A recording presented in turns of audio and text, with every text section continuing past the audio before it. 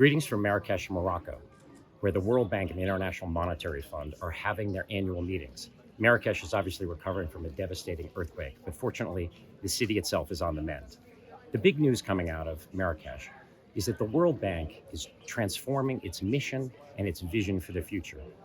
In the past, many people have seen the battle against climate change and the battle against poverty as being mutually indistinguishable and competing.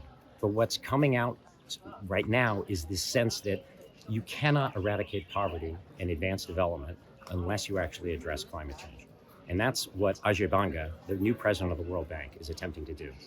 This week, the bank has unveiled its most recent version of what it's calling its evolution roadmap. And that's its mission statement for the future.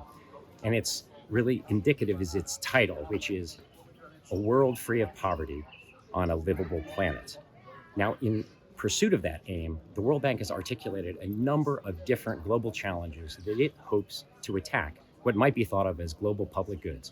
And chief among these is the battle against climate change. And that's sending resources, sending energy to adaptation and mitigation, but it's also preserving biodiversity and Earth's natural capital upon which we all depend. Other aspects of it include greater investments in food security, water security, and other things that make this planet habitable. Now, this is somewhat controversial.